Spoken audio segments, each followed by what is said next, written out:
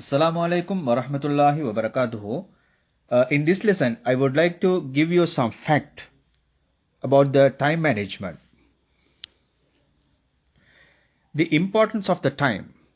Time is the most important blessing of Allah, which cannot be compared with any other blessings.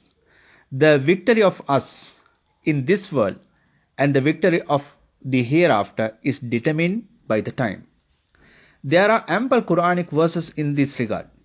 By the time, by early morning, by the day. All above verses proves that Allah swears by the time. Time is a trust given by Almighty Allah. It is called Al-Amanat. One day He will query in this regard. Allah will ask with three questions. How spent your lifetime? How spent your education, knowledge? And how you earn and spend. This hadith has been reported in the book Tirmizi. Can we waste the time?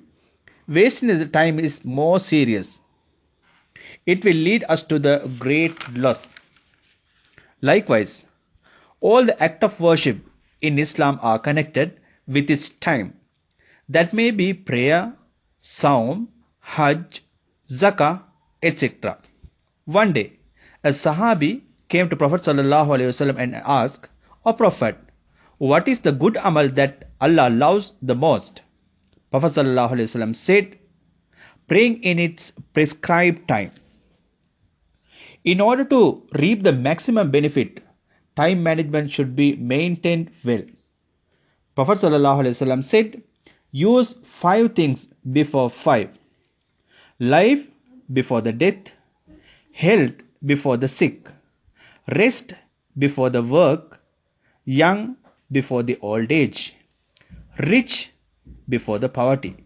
This hadith too is reported in the book Hakim. The names of superiors who did great service using their time are ample. Abu Bakr radiallahu anhu within 2 years performed miraculous jobs such as compiling the Holy Quran, eliminating the false prophets, strengthening the Islamic State, etc. What should we follow to protect and benefit out of the time?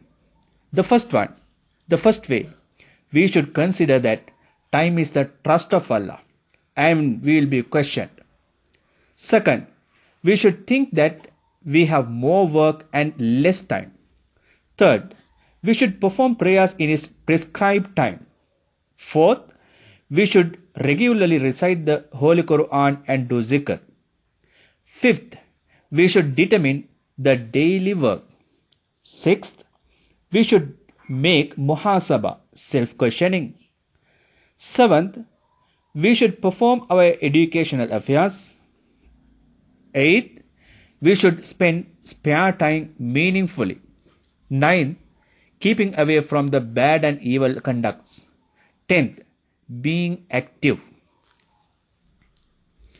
If you are able to follow all what we discussed, you will reap the maximum benefit of the time.